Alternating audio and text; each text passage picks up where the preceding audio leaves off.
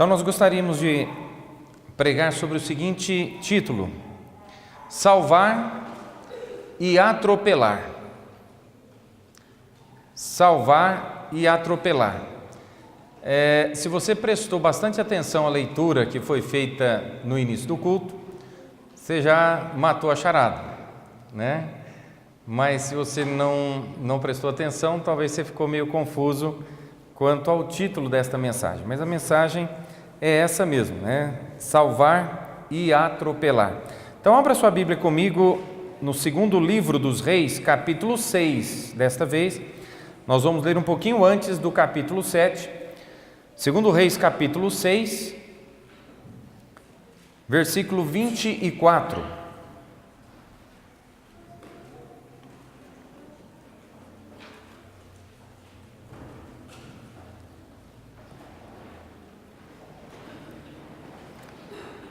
Segundo Reis, capítulo 6, versículo 24, nos diz o seguinte: E sucedeu depois disto, que Ben-Hadad, rei da Síria, ajuntou todo o seu exército e subiu e cercou a Samaria. E houve grande fome em Samaria, porque eis que a cercaram, até que se vendeu uma cabeça de um jumento por 80 peças de prata e a quarta parte de um cabo de esterco de pombas por 5 peças de prata. E sucedeu que, passando o rei pelo muro, uma mulher lhe bradou dizendo: Acode-me, ó rei, meu senhor. E ele lhe disse: Se o Senhor te não acode, donde te acudiria eu? Da eira ou do lagar? Disse-lhe mais o rei: Que tens? E disse ela: Esta mulher me disse: Dá cá o teu filho, para que hoje o comamos, e amanhã comeremos o meu filho. Cozemos, pois, o meu filho, e o comemos. Mas dizendo-lhe eu ao outro dia: Dá cá o teu filho para que o comamos, escondeu o seu filho. E sucedeu que, ouvindo o rei as palavras desta mulher, rasgou as suas vestes e ia passando pelo muro.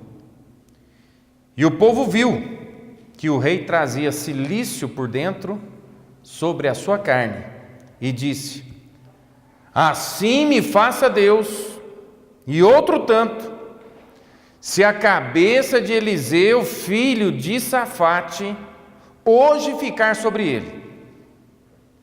Estava então Eliseu assentado em sua casa, e também os anciãos estavam assentados com ele. E enviou o rei um homem adiante de si. Mas antes que o mensageiro viesse a ele, disse ele aos anciãos: Vistes como o filho do homicida mandou tirar-me a cabeça? Olhai, pois, que, quando vier o mensageiro, fechai-lhe a porta e empurrai-o para fora com a porta. Porventura, não vem após ele o ruído dos pés de seu senhor? E estando ele ainda falando com eles, eis que o mensageiro descia a ele e disse: Eis que este mal vem do Senhor. Que mais, pois, esperaria do Senhor? Que coisa complicada, né? Você pode imaginar uma situação dessa?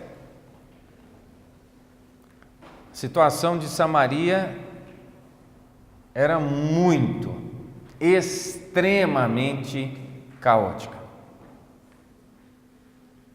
Não dá nem para imaginar o que é isso, irmãos. Mas vamos orar. Senhor, nós queremos agradecer pela sua palavra, que é simplesmente espetacular, brilhante, maravilhosa, super importante e logicamente muito profunda e com tantas riquezas espirituais que nós não temos nem condições de extrairmos tudo de um texto pequeno como este. Mas clamamos que através do Teu Santo Espírito, o Senhor nos ensine o que é do desejo do Seu coração, porque queremos que essa palavra, de fato, saia como que da boca do Senhor para os nossos ouvidos, para os nossos corações. Portanto, Senhor, fala. Este é o nosso desejo, em nome do Senhor Jesus Cristo. Amém. Poder sentar, irmãos.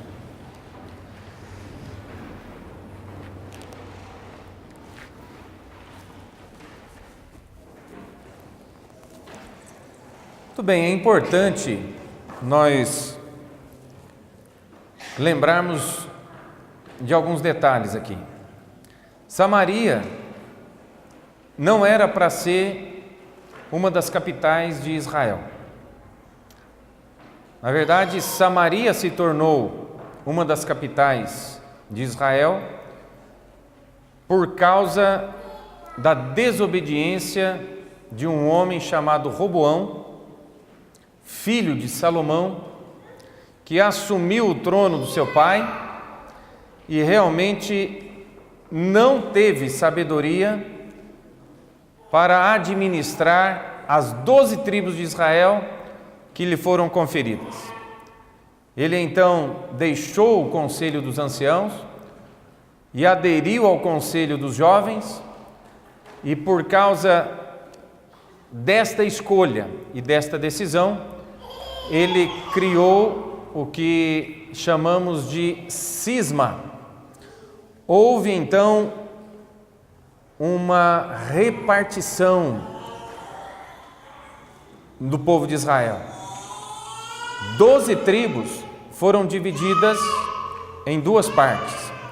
Uma delas ficou com 10 tribos e outra parte ficou com 2 tribos.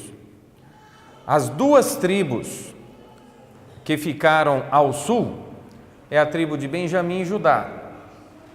E as outras demais tribos, Zebulon, Naftali, Dan, Aser e assim por diante, Manassés, ficou com o reino do norte. No reino do norte, eles estabeleceram um rei, na época, por nome Jeroboão. E no reino do sul, em Jerusalém, ficou o rei Roboão. Então houve o cisma, houve a repartição do reino. Samaria foi constituída como a capital do reino do norte. E Jerusalém continuou a ser a capital do reino do sul. Porque Jerusalém já era a capital de todo o reino de Israel. E era no sul. Mas, com a divisão, Roboão continuou em Jerusalém e Jeroboão, então, com o reino do norte, estabeleceu Samaria para ser a capital. E Jeroboão fez Israel pecar de uma forma estupenda, inacreditável. Coisa que, quando a gente lê, não dá nem para imaginar como aquele povo se deixou levar por sinceramente, um desvio tão grande. Jeroboão, ele fez bezerros e disse para o povo adorar aqueles bezerros como sendo o Deus que tinha tirado eles do Egito, aquela coisa toda. E o povo não ia mais a Jerusalém para adorar, ficava lá no Reino do Norte mesmo e adorava ali os bezerros mesmo. O que você faria? Por isso, da importância de ensinar e ministrar tanto a respeito das declarações doutrinárias. Porque uma geração vai e outra geração vem, e se nós não estivermos firmados nas doutrinas bíblicas, facilmente seremos levados a acreditar em qualquer lorota que qualquer pessoa fala. E como eu disse hoje de manhã, lamentavelmente, é só se levantar qualquer grande personalidade no meio de um grupo que não tem fundamentação bíblica, é insano doutrinariamente, biblicamente, é só um grande personagem se levantar e falar assim, mas isso não tem nada a ver. E parece que isso que ele falou é mais forte do que a palavra de Deus. E as pessoas começam a dizer, realmente isso não tem nada a ver. Então, Jeroboão não usou essas palavras, mas Jeroboão disse, vocês não precisam ir até Jerusalém para adorar. Pode adorar aqui mesmo. Eu fiz 2 altares aqui para facilitar para vocês não precisam ir lá. Temos ali os nossos bezerros, vocês podem adorar ali, está tudo certo. Não tem nada a ver ir em Jerusalém para adorar. Porque ele ficou com medo do povo continuar indo a Jerusalém para adorar. Então ele criou esse sistema e o povo aderiu. E falou, vamos seguir o nosso rei. E seguiram o seu rei e se deram muito mal.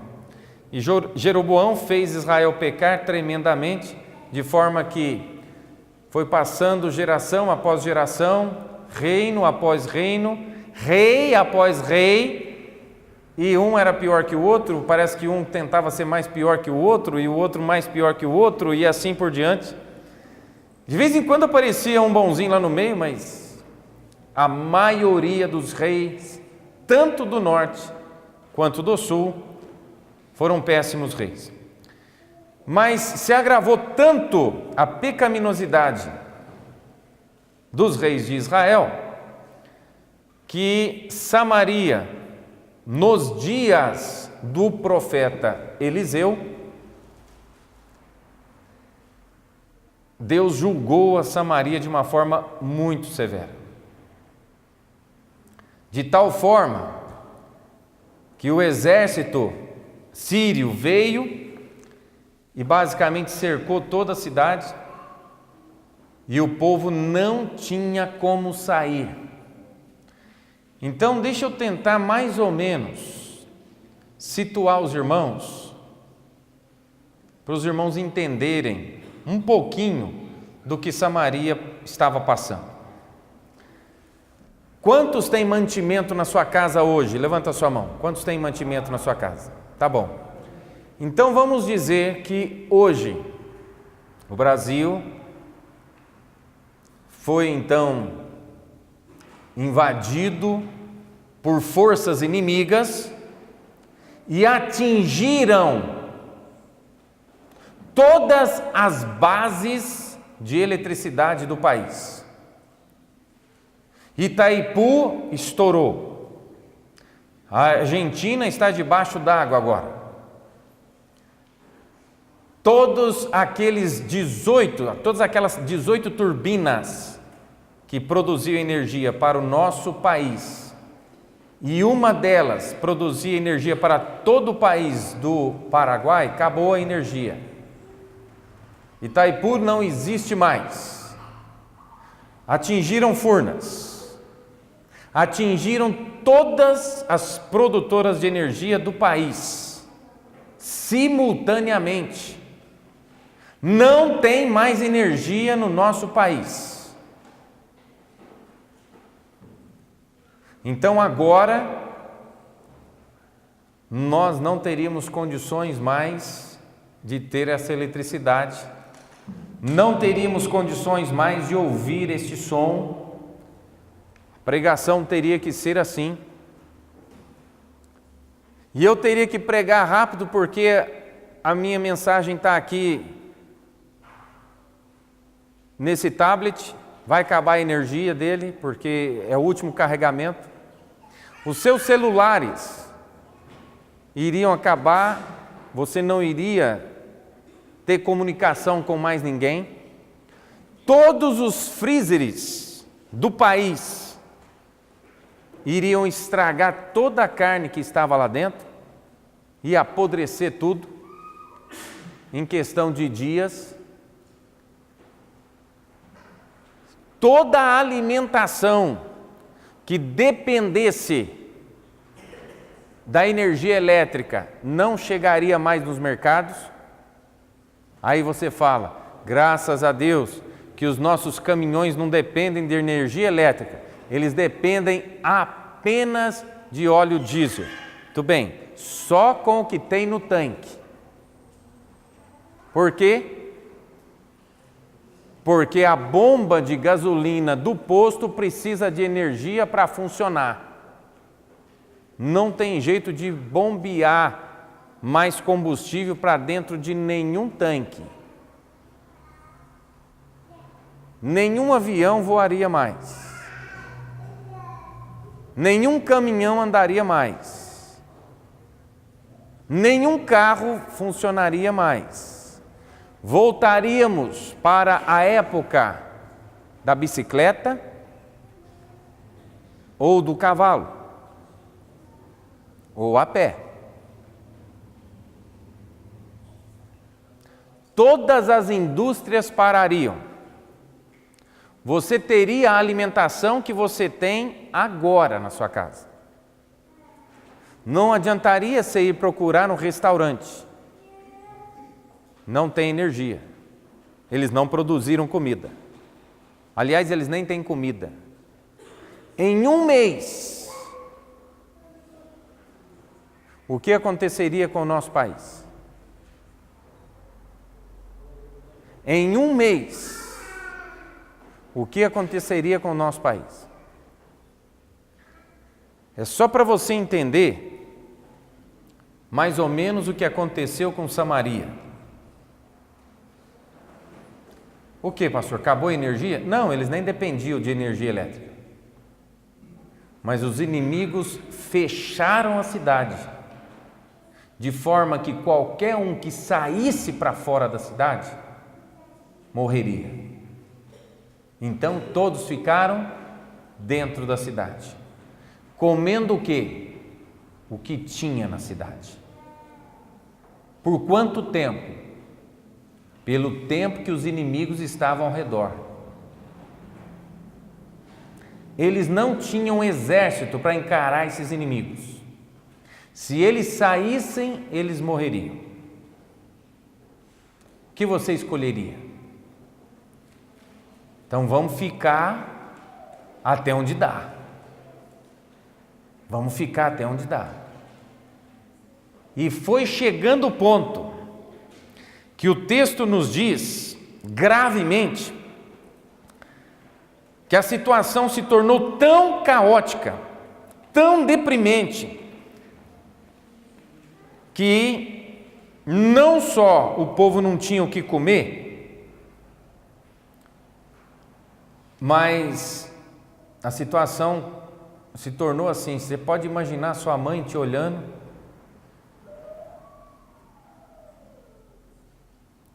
pelo menos o Daniel e a Ludmila teriam 2, né?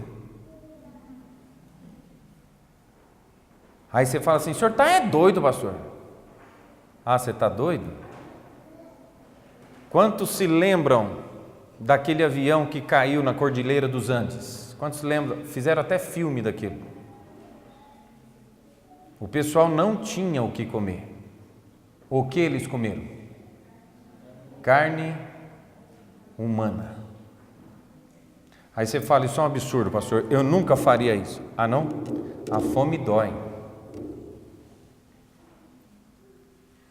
Você quer sentir mais ou menos o que é isso? Fica uma semana sem comer nada. Não estou falando um mês, não. Fica uma semana sem comer nada. Você vai começar a mudar seu pensamento loguinho? Você vai olhar o seu filhinho assim, falando, mas que coxinha mais chique.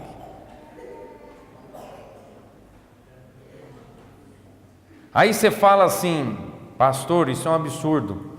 Irmãos, olhe no versículo 25. E houve grande fome em Samaria, porque eis que a cercaram, até que se vendeu uma cabeça de jumento. Amado, você vai querer comer cabeça de jumento? Você tendo possibilidade de comer picanha? Não. Mas se você não tem mais nada para comer,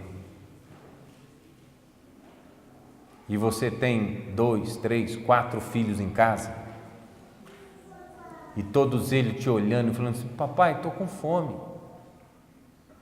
fome, e passa um dia e não tem o que comer, e passa 2 dias e não tem o que comer. Nós não sabemos o que é passar fome, gente. Nós não sabemos.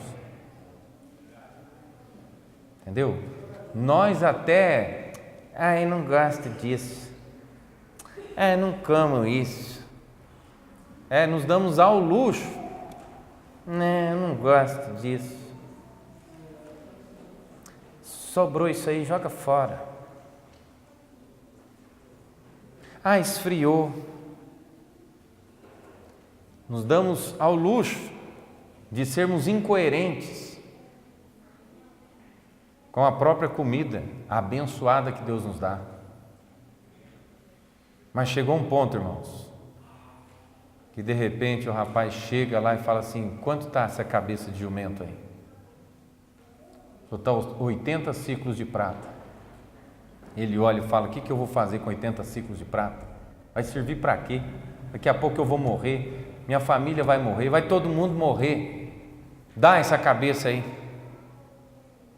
Você pode imaginar o pai chegando em casa com a cabeça de jumento e entregar essa cabeça de jumento para você, mamãe, e falar, prepara para a gente comer? Mas se você acha que isso ainda dá, então olha o que diz essa mulher. Versículo 28. Disse-lhe mais o rei, que tens? E disse ela, esta mulher me disse, dá cá o teu filho para que hoje o comamos, e amanhã comeremos o meu filho. Irmão, o que é isso? A que ponto o ser humano chegou? Você fala, pastor, eu nunca faria isso. Nunca diga nunca. Porque aconteceu com esse povo. E se acontecesse isso que eu falei aqui no nosso país, em um mês, irmãos, em um mês, muita gente iria repensar o que eu estou lendo aqui.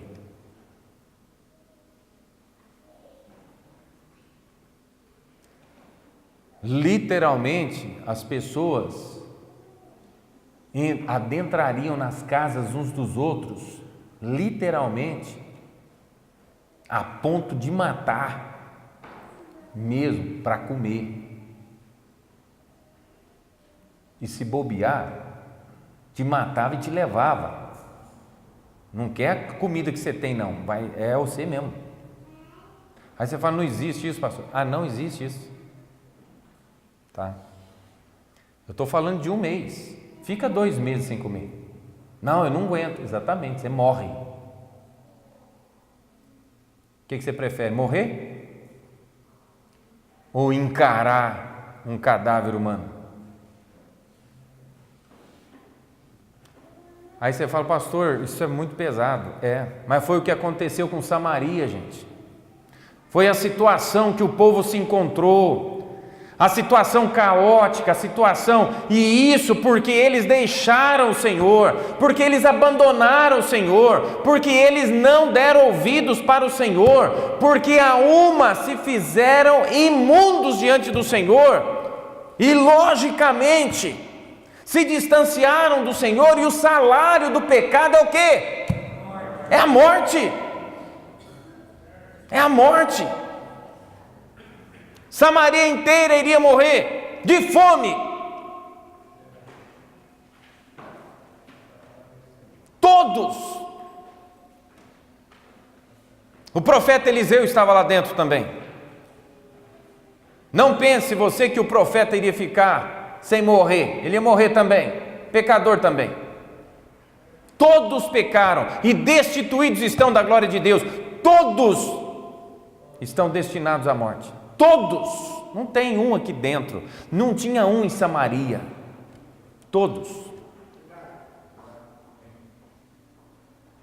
Nós somos bonzões aí, nós até não gosto disso, não gosto daquilo, não como isso, não como, porque tem muita abundância.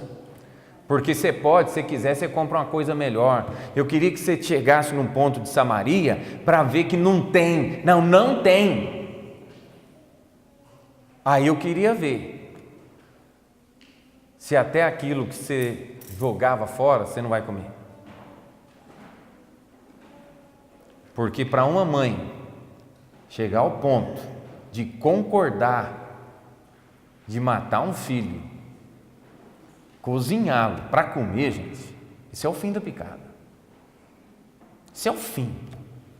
Para mim, eu acho que em nenhuma guerra, em nenhum momento da história, né, da nossa época, nunca aconteceu uma fatalidade dessa. A gente nunca sabe, mas uma mãe, numa boa, combinar com a outra, falou, vamos fazer o seguinte, você me dá seu filho hoje, nós vamos matar e comer ele, aí amanhã eu te dou meu filho, a gente mata, quer dizer, não precisa de você matar, eu mato ele, a gente cozinha e come, aí amanhã eu te dou o meu, aí você mata o meu, aí nós come, porque eu não vou ter coragem de matar meu filho, mas você, né, aí matar e comer o primeiro menino. Aí no outro dia, a mulher falou, agora me dá cá o seu filho, e eu vou matar. Ele falou, não vou dar, não vou dar, não, você vai dar sim, não vou dar. Aí começou, não vai dar, não dá, o rei veio passando, aí então uma grita, acorde, ó rei meu senhor. Falou, o que eu vou fazer? Eu vou te acudir da onde? O que eu vou fazer? O que eu posso fazer? Eu estou aqui dentro também, eu também não tenho o que comer, ué. Qual que é o seu problema? Essa mulher aqui, ó, ela falou para mim, me dá cá o teu filho, para que o comamos, né? E amanhã, né, eu vou te dar o meu filho para que nós continuemos a viver e tal, e para comer nosso filho. Eu dei o meu filho. Gente, o que é isso?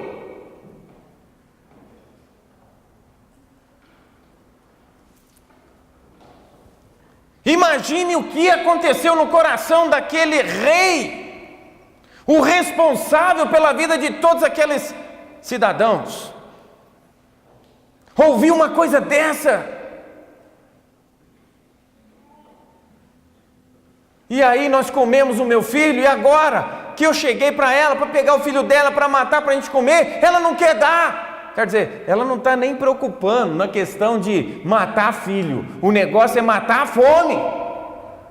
Ela estava reclamando com o rei, não era a questão de ter perdido o seu filho, ela estava reclamando porque agora queria comer o filho da outra e a outra não estava dando, ou seja, ela é injusta. Nós combinamos, eu cumpri a minha parte do contrato e ela não quer cumprir, ela é injusta. Gente, o que é isso? O que é isso? Era essa situação de Samaria.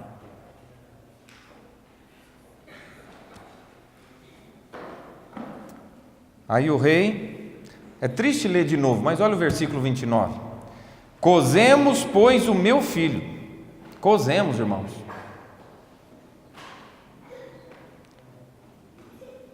Mas dizendo-lhe, cozemos o meu filho e o comemos. Então as duas comeram.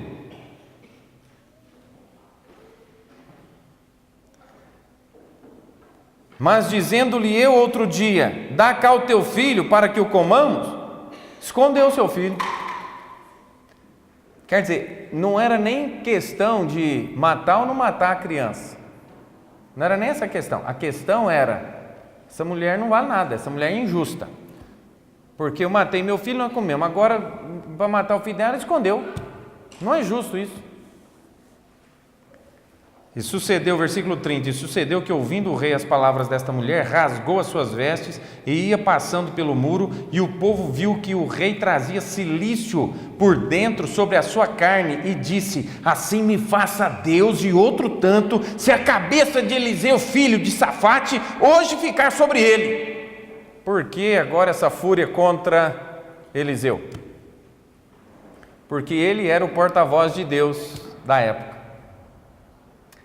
Então não pense você que as pessoas são muito amigáveis com o porta-voz de Deus, principalmente quando elas estão sofrendo pelo pecado que elas cometeram, e principalmente quando foi pregado que iria acontecer, quando foi avisado que iria acontecer, quando foi aconselhado que iria acontecer, imediatamente, ao invés da pessoa se arrepender e chegar contristado para o homem de Deus e falar assim: eu pequei, eu sou miserável, o Senhor tinha razão. Não, eu mato esse homem, eu odeio esse homem. Ele falou que ia acontecer, e agora aconteceu. Oh, como eu odeio esse homem.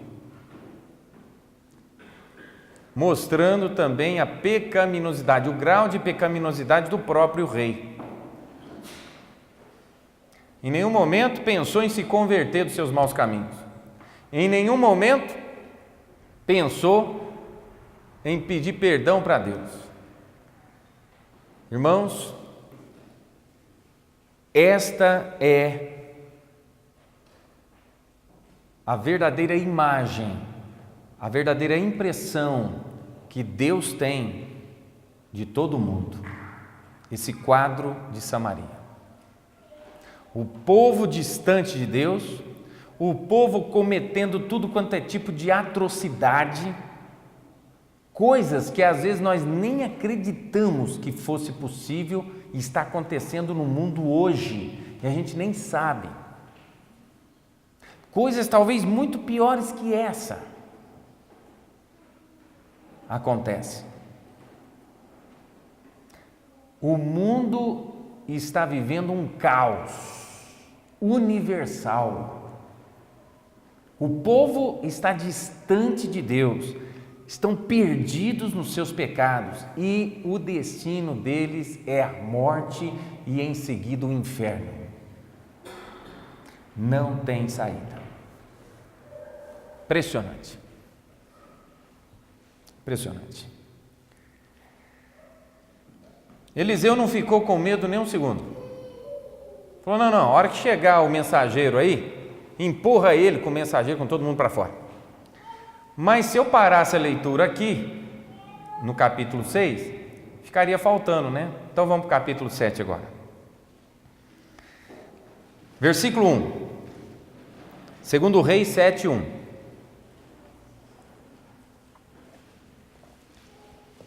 Então disse Eliseu: ouvi a palavra do Senhor. Assim diz o Senhor: amanhã, quase a este tempo, haverá uma medida de farinha por um ciclo, e 2 medidas de cevada por um ciclo, à porta de Samaria.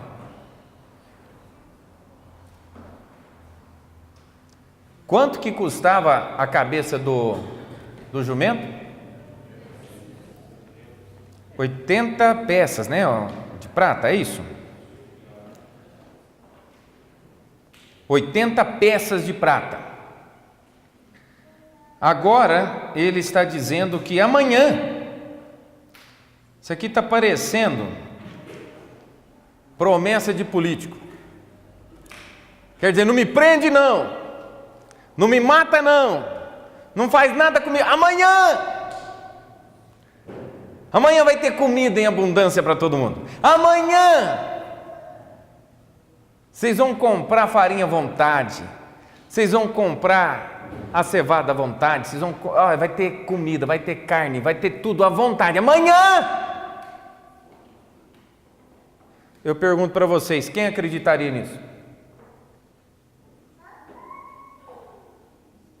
Quem daria crédito numa mensagem de um homem doido desse? Amados, é da mesma maneira. Hoje você olha para um perdido e você fala para ele assim: olha, há esperança para você.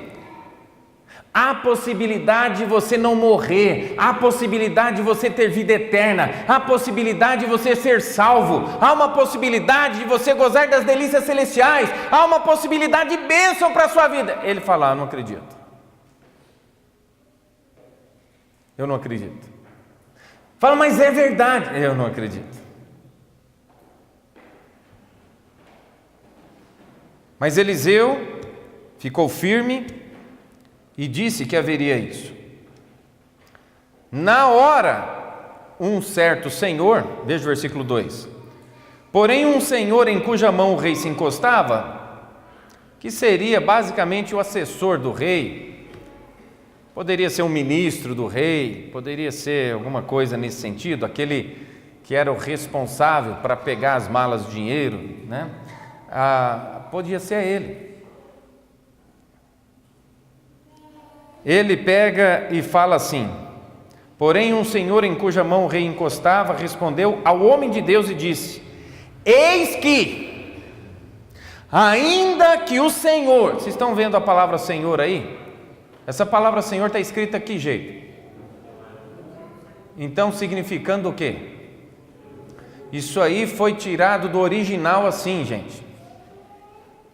Se está escrito Senhor com letras maiúsculas, isso significa que é o grande eu sou, o grande Yahvé, o grande Jeová, o grande Deus, Criador dos céus e da terra e mantenedor de tudo. Esse Deus, que o homem sabia quem era, que o homem já tinha ouvido falar dele. Ele então disse: ainda que o Senhor fizesse janelas no céu, poder-se-ia fazer isso? Quer dizer, você está com conversa, Eliseu, você está querendo só ganhar tempo, rapaz. Nós viemos aqui para te matar, o rei quer tirar a sua cabeça, é hoje. Você está só querendo embromar aí, falando que vai ter, isso aí nem se Deus. Está parecendo o construtor do grande navio Titanic, que depois de feito o navio, ao ser entrevistado, ele disse, depois que várias pessoas elogiaram a monstruosidade colossal que era aquele barquinho, perguntaram para ele: o senhor não acha que ele pode afundar, acontecer alguma coisa? Ele disse: não, não. Esse nem Deus afunda. Não precisou, Deus não ia perder tempo com uma bobeira dessa. Deixou só um icebergzinho básico, que rasgou o casco do navio e morreu todo mundo ali. Algumas pessoas se salvaram, mas por causa de uma tolice de alguém que quis colocar Deus à prova. Você não coloca Deus à prova. Deus, ele é poderoso, mesmo que você acredite ou não acredite, ele vai continuar sendo Deus soberano, Criador dos céus e da terra, mantenedor de tudo, o grande eu sou, o Salvador da humanidade, que tem poder para salvar todo aquele que crê, por mais miserável e depravado que seja o ser humano. O poder dele é ilimitado. Ele vai continuar sendo o grande eu sou. E esse cidadão, tadinho, ele perdeu a chance de ficar calado. Abriu a boca e falou besteira. Ainda que o Senhor abra janelas no céu, de jeito nenhum isso seria possível. Isso que Eliseu está falando? Comida amanhã para todo mundo à vontade? Conversa para boi dormir, eu não acredito nisso aí. Então presta atenção, quando a gente sai para pregar as boas novas, Não fique com raiva das pessoas que falam igual esse cidadão. Eu não acredito que isso pode salvar. Eu não acredito que isso possa ser verdade. Eu não acredito nesse evangelho. Eu não acredito nisso. Eu acho que isso não é possível. Então eu quero que você saiba que você tem que confiar no Deus que te mandou ir pregar. E não de maneira nenhuma se sentir coagido ou pressionado por aqueles incrédulos que querem se manter incrédulos e que lamentavelmente vão para o inferno com toda a sua incredulidade. Agora olha o que foi dito. Eliseu disse, e ele disse: eis que o verás com os teus olhos, porém disso não comerás. Você vai ver, amanhã você vai ver isso acontecer, só que você não vai comer nada, tá bom? Agora começa, para mim, uma das histórias mais lindas das Escrituras. Uma história maravilhosa, porque é uma história que retrata a minha história, que retrata a sua história, que talvez você nunca percebeu. Versículo 3: e 4 homens leprosos. Irmãos, assim estava eu,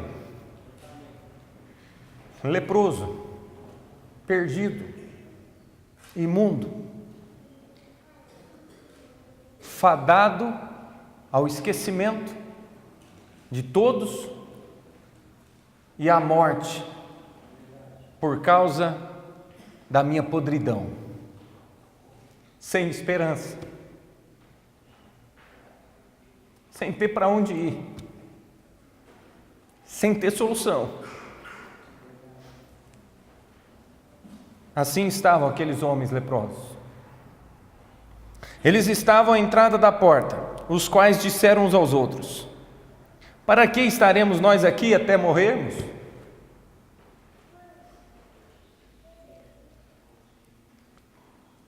Se dissermos, entremos na cidade, há fome na cidade, e morreremos aí. Está todo mundo esfaimados, conforme o texto diz. Está todo mundo morrendo de fome. Eles estão comprando esterco de pombo. O que nós vamos fazer aí dentro? E se ficarmos aqui, do lado de fora, também morreremos.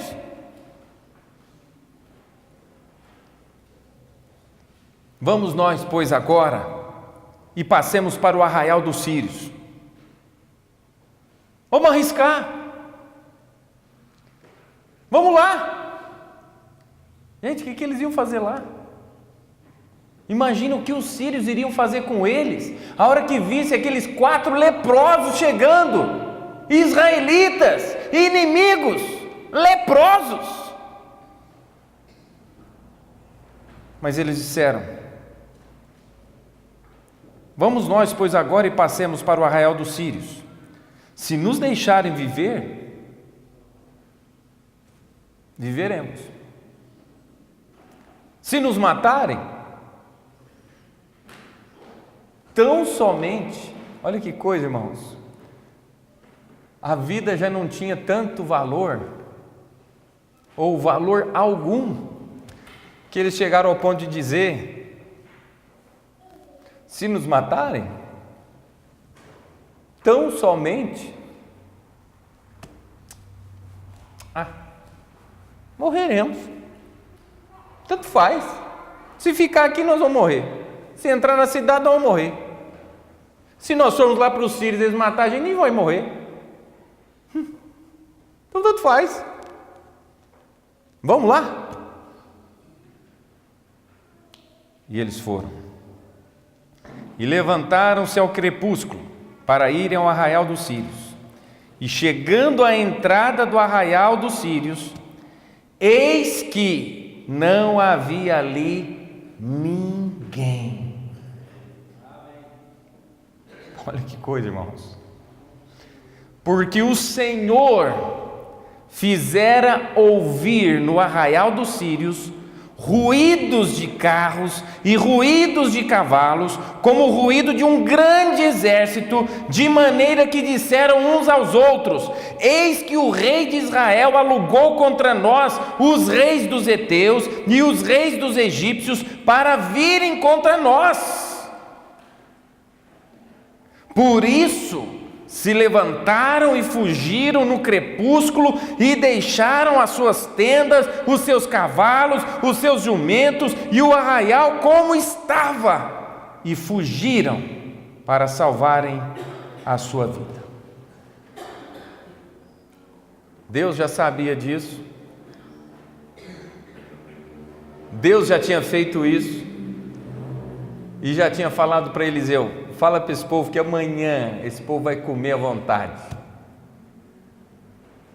Fala para esse povo. O povo não acreditou. Mas graças a Deus, tinha uns pobres miseráveis que não sei se ouviram isso, mas do jeito que a conversa corria, talvez eles ouviram. A Bíblia não fala nada se eles ouviram essa conversa lá de Eliseu com o pessoal, não sei. Mas graças a Deus por esses 4 leprosos que decidiram fazer alguma coisa na vida, sabe? Que decidiram sair daquele marasmo, que decidiram falar: eu não vou ficar aqui até morrer. Se eu ficar aqui eu estou morto. Se eu entrar ali, eu estou morto. Se eu for para lá, talvez vim mais, mas eu já estou morto mesmo. Mas eu vou fazer alguma coisa. Graças a Deus por pessoas que têm coragem de sair, de quebrar um grande paradigma na sua vida e fazer alguma coisa, tentar alguma coisa. Do que ficar a vida inteira só reclamando, eu estou doente. Olha aqui minha lepra, está só piorando.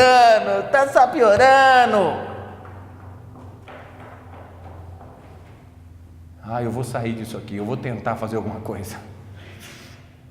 E foram. Quando chegaram lá, gente, eu quero que vocês saibam que quando o pessoal viajava e acampava, fazia um arraial para guerrear, aquele arraial ali era cheio, abastado de tudo,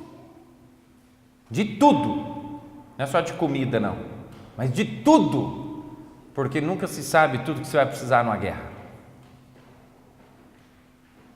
Então eles vieram preparados para tudo, mas quando Deus mandou aquele ruído de cavalos, de carros, aquele ruído, e falou: gente do céu, alguém saiu da cidade, alguém foi e alugou os exércitos dos egípcios, e o pessoal está vindo, eles vão massacrar a gente, vamos embora pessoal, vamos embora.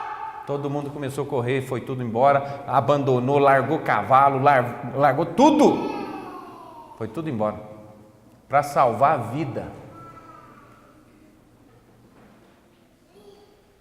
O que aconteceu?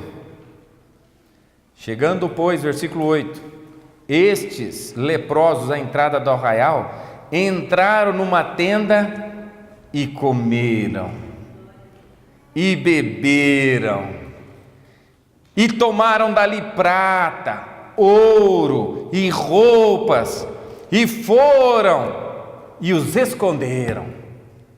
Oh, beleza!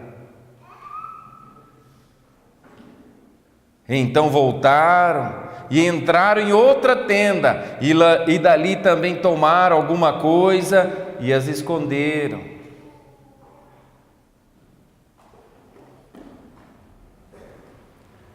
Quantos aqui são salvos pelo Senhor Jesus Cristo? Levanta a mão.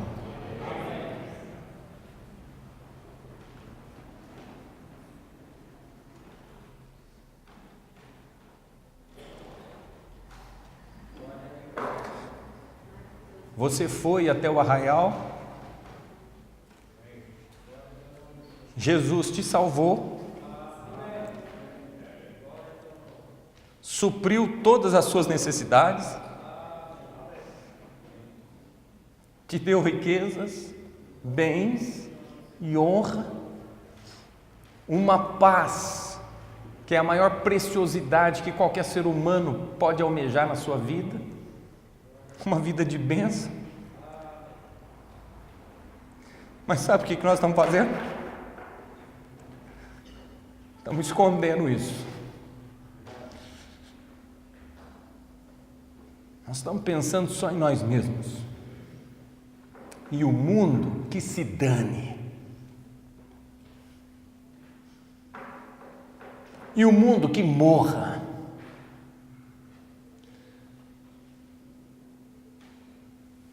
Mas nós não. Nós temos comida. Nós temos bebida. Nós temos riquezas. E nós podemos esconder isso para nós. Chegou a nossa vez. Nós somos os privilegiados. Nós somos os melhores. Oh, irmãos, se nós não estamos pregando o Evangelho para outras pessoas, nós estamos iguaizinhos esses leprosos aqui. Iguaizinhos. Comendo, bebendo, recebendo as bênçãos de Deus e escondendo para nós. Sem amor, sem compaixão, sem obedecer ao simples mandamento de amar o seu próximo como a ti mesmo. Mas eu quero dar graças a Deus, porque no versículo 9, então disseram uns para os outros: não fazemos bem. Graças a Deus que alguém acordou. Eu não sei qual deles foi, mas um deles disse: gente, está errado. E aí de repente um olhou e falou: está errado o quê? O que nós estamos fazendo de errado? Falou: não, nós não estamos fazendo bem. Não, nós estamos comendo, nós estamos bebendo, nós estamos guardando prata, nós estamos guardando ouro, nós estamos certos. Não, nós não estamos certos não. Não, mas o que tem de mais? Não tem nada a ver. Nós achamos aqui o arraial, não tem ninguém aqui. Olha o tanto de comida, nós estamos bem, é a nossa vez. Não, nós não estamos fazendo bem. Não, mas nós não estamos fazendo bem. Nós estamos errados. Este dia é dia de boas novas. E nos calamos. Esse dia é dia de boas novas. Esse dia é dia de salvação para outras pessoas. Esse dia é dia de transformação de vidas. É dia que nós podemos mudar a realidade de muitas vidas. E nós estamos calados. Não fazemos bem. Não fazemos bem. Se esperarmos até a luz da manhã, algum mal nos sobrevirá. Por isso, agora, vamos e o anunciaremos à casa do rei. Versículo 10: vieram, pois, e bradaram aos porteiros da cidade, e lhes anunciaram, dizendo: fomos ao arraial dos sírios, e eis que lá não havia ninguém, nem voz de homem, porém só cavalos atados, jumentos atados, e as tendas como estavam. Eles foram e anunciaram as boas novas. Gente, achamos comida à vontade, comida suficiente para todo mundo na cidade comer à vontade. tem abundância. Venham, gente, acreditem, é verdade. Você acreditaria? Depois de você ter ouvido que uma mulher estava comendo o filho da outra, e depois, você iria acreditar nisso? Aí chegam uns doentes, chegam uns leprosos, e vem com uma mensagem dessa: tem comida em abundância, gente!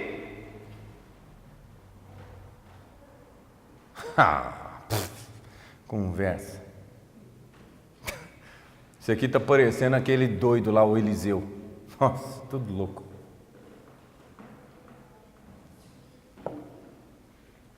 Eu não acredito nisso. E chamaram os porteiros, versículo 11, e o anunciaram dentro da casa do rei.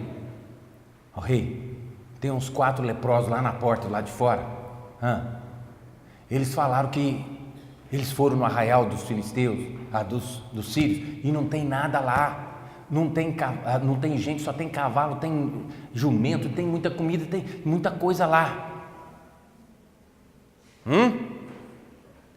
Versículo 12: e o rei se levantou de noite e disse a seus servos: agora vos farei saber o que é que os sírios nos fizeram.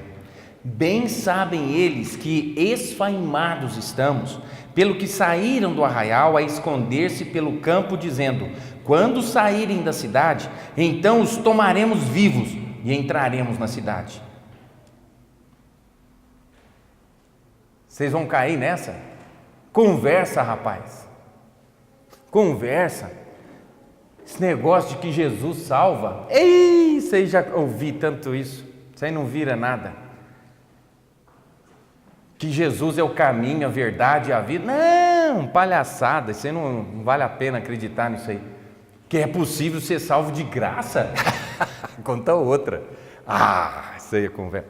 Irmãos, o rei não acreditou. Eu pergunto para vocês, mudou o fato de que tinha comida em abundância lá para toda a cidade? Não mudou o fato, não. Mudou o fato de que aqueles homens leprosos estavam falando a verdade? Não mudou, não. É uma questão da pessoa acreditar ou não. Mas o que nós temos que fazer é ir anunciar as boas novas. Se vão acreditar, é problema deles. Se vão sair até o encontro do Senhor Jesus, é problema deles. Mas o nosso compromisso é de ir e contar as boas novas. Então, versículo 13, um dos seus servos respondeu e disse: tome-se, pois, 5 dos cavalos que restam aqui dentro, eis que são como toda a multidão dos israelitas que ficaram aqui, e eis que são como toda a multidão dos israelitas que já pereceram, e enviemo-los, e vejamos. Quer dizer, então não vamos mandar todo mundo, não. Vamos mandar um pessoal para ver, checar isso aí, Vamos tentar ver se é verdade. O que o senhor acha, ó rei? Esse pessoal está querendo matar a gente. Mas rei, nós vamos morrer mesmo aqui, Olha a situação que está na nossa cidade. Não tem mais nada para comer. Esses cavalos aí que a gente tem, é só o que a gente tem, não tem mais nada aqui não, rei. Vamos fazer o quê? Manda esse pessoal, vamos ver pelo menos, vamos ver quem sabe.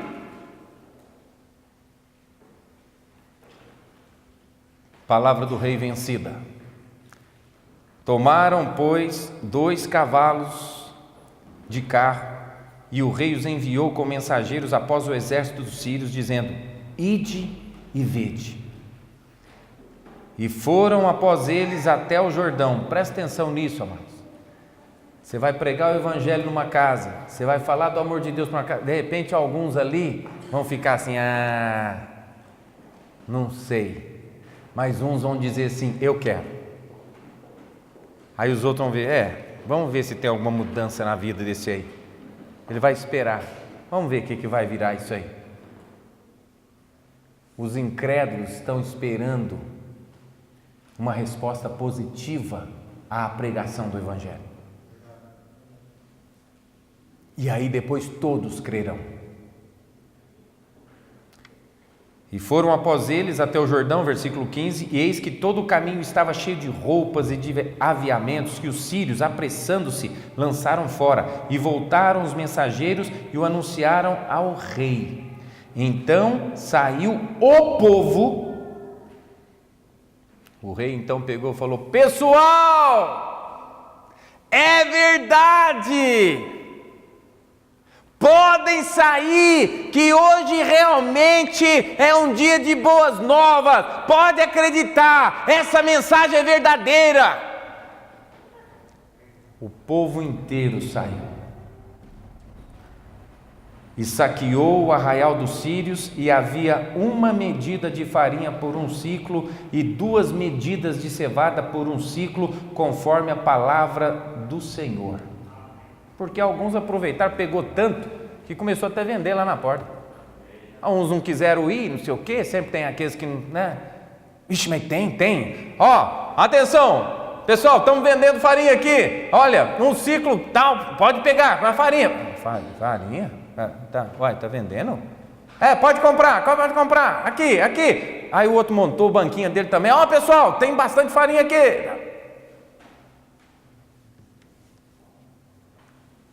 E pusera o rei à porta o senhor em cuja mão se encostava, aquele ministro dele, que duvidou de Eliseu. E o povo o atropelou na porta e morreu, como falara o homem de Deus, o que falou quando o rei descer a ele. Porque assim sucedeu, como o homem de Deus falara ao rei, dizendo: amanhã, quase a este tempo, haverá 2 medidas de cevada por 1 siclo e 1 medida de farinha por 1 siclo à porta de Samaria. E aquele senhor respondeu ao homem de Deus e disse: eis que, ainda que o Senhor fizesse janelas no céu, poderia isso suceder? E ele disse: eis que o verás com os teus olhos, porém dali não comerás. E assim lhe sucedeu, porque o povo atropelou à porta e morreu. Irmãos, finalizando, no versículo 9, então disseram uns para os outros: não fazemos bem. Eles estavam pensando só em si mesmos, estavam errados. Pense na sua situação hoje. Você conhece o Evangelho, você conhece o caminho do céu, você conhece o único meio de salvação, você sabe por qual porta entrar, você sabe que Jesus Cristo disse: eu sou a porta, quem entrar por mim entrará, quem crer em mim entrará e sairá e encontrará pastagens. Eu sou a luz do mundo, eu sou o pão da vida, eu sou. Você sabe disso. Se nos calamos, nós não estamos fazendo bem, irmãos. 2, eles disseram: este dia é dia de boas novas, e nos calamos. Irmãos, eles tinham conhecimento das boas novas, que salvaria a cidade de Samaria inteira, e eles estavam calados. E nós temos o único evangelho que salva Franca, que salva São Paulo, que salva o Brasil, que salva as 3 Américas, que salva todos os continentes, que salva todo aquele que crê. Nós temos o evangelho eterno, que é o poder de Deus para a salvação de todo aquele que crê. Se nos calamos, irmãos, não fazemos bem. Não fazemos bem. 3, no versículo 9: se esperarmos até a luz da manhã, algum mal nos sobrevirá. Amados, eles tinham convicção do perigo que corriam se deixassem de anunciar o Evangelho, se deixassem de anunciar as boas novas. Eles iriam comer, iriam beber, eles iriam guardar muito ouro, muita prata, mas todo mundo de Samaria iria morrer. Eles iam gastar isso na onde? E depois eles iriam acontecer o que com eles? Iam morrer também, porque ia acabar toda a comida. Eles não dariam conta de comer e guardar toda aquela comida. mas salvando a cidade, eles conseguiram trazer a salvação para todo um povo, e para eles inclusive. E finalizando, ainda no versículo 9, em quarto lugar, eles disseram: por isso agora vamos e o anunciaremos à casa do rei. Eles agiram com o risco de serem desacreditados. Quem iria acreditar em 4 leprosos e numa mensagem absurda dessa? Irmãos, nós não somos nada, nós somos leprosos, nós somos imundos, nós não somos melhores que ninguém na face dessa terra, mas nós temos a mensagem das boas novas, nós temos a mensagem da salvação, nós temos conhecimento de onde tem comida, de onde tem a água viva, de onde tem o pão, de onde tem o suprimento que a nossa alma mais necessita. Pastor, mas e se eu for e pregar e pessoas não acreditarem? Não preocupe com isso, eles correram esse risco também. A princípio não acreditaram, mas eles foram. Eles corriam o risco de serem zombados. Bem provável que a hora que eles contaram, a primeira coisa que o pessoal fez foi rir na cara dele. O quê? Você vai lá. Como muita gente talvez vai rir na sua cara quando você chegar e pregar o evangelho para eles. Ah, mas você acredita nesse evangelho? Eu achei que você era tão inteligente. Você acredita nessa palhaçada que os crentes ficam falando? Ah, eu que não vou dar crédito nisso. Eles não colocaram isso na balança, eles foram e anunciaram, porque eles tinham convicção do caminho, da verdade, da vida. Eles corriam o risco de serem expulsos da cidade, como nós também corremos quando vamos falar do evangelho. Pessoas podem nos empurrar para fora da casa e dizer: olha, não vem me falar essa besteira aqui não quero ouvir. Tudo bem, mas você foi e falou, se anunciou, e eles corriam o risco de serem mortos, mas de todo jeito iam morrer mesmo. Dificilmente a gente corre esse risco ao pregar o evangelho aqui no Brasil, mas muitas pessoas, gente, hoje no mundo estão morrendo por pregar o evangelho. Um dos vídeos mais tristes que eu vi recentemente, eu nem sei qual país da África era, eu não tive estômago para ver. 3 velhinhos se converteram e começaram a pregar o evangelho do Senhor Jesus Cristo. A tribo inteira se levantou contra aqueles 3 velhinhos, cavaram uma vala, jogaram aqueles 3 velhinhos ali dentro e começaram a bater com paus naqueles velhinhos, na cabeça, no braço, nas pernas, aonde pegava. Jovens fazendo isso com aqueles velhinhos, quebrando eles na paulada, e eles quietos, até que então um outro grupo veio e começou a trazer folhas, galhos secos, e batia com aqueles galhos secos na cabeça daqueles velhinhos, e começaram a atacar folhas e folha em cima daqueles velhinhos, até que um colocou fogo naquelas folhas,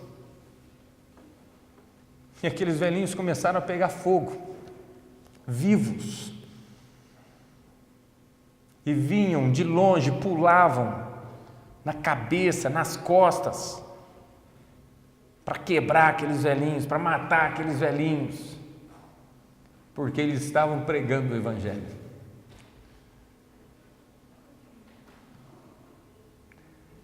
Tá bem. Os leprosos podiam chegar ali com uma conversa dessa e o rei falar assim, ó, mata essa praga.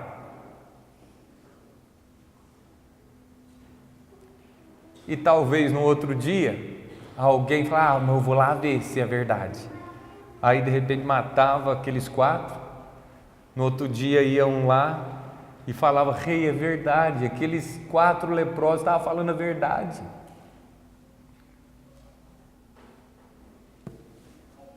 E isso já aconteceu, irmãos.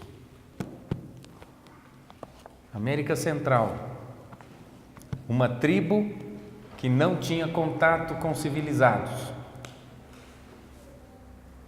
4 missionários começaram a rondar aquela tribo e tentar fazer contato. Começaram a jogar presentes do avião e os índios, eles tentaram fazer um contato até que um dia eles desceram com um aviãozinho para fazer contato. Os índios mandaram algumas mulheres para receber aqueles missionários. E enquanto eles estavam tentando dar alguma coisa para aquelas índias e falar, comunicar alguma coisa, os outros índios, traiçoeiramente, vieram com as suas lanças e mataram aqueles 4 missionários.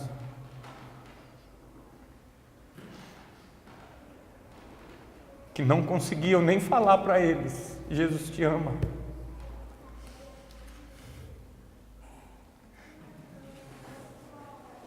Ele morreu por vocês. Eu vim aqui para te trazer essas boas novas.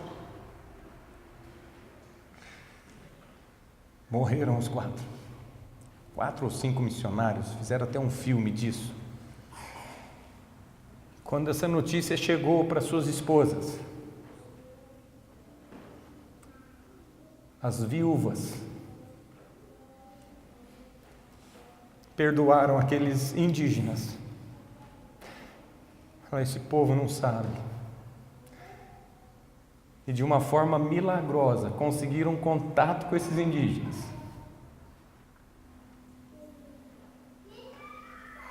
Pregaram o evangelho para esses indígenas. Esses indígenas creram, se converteram.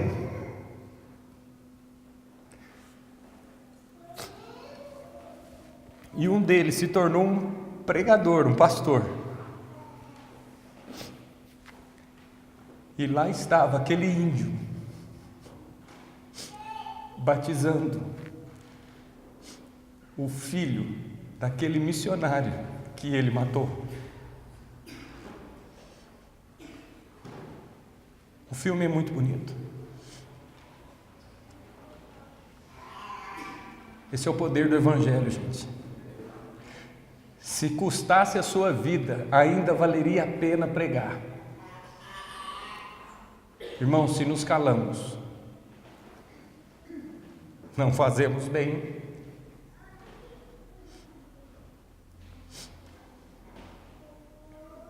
Temos que pregar. Vamos ficar de pé, vamos orar.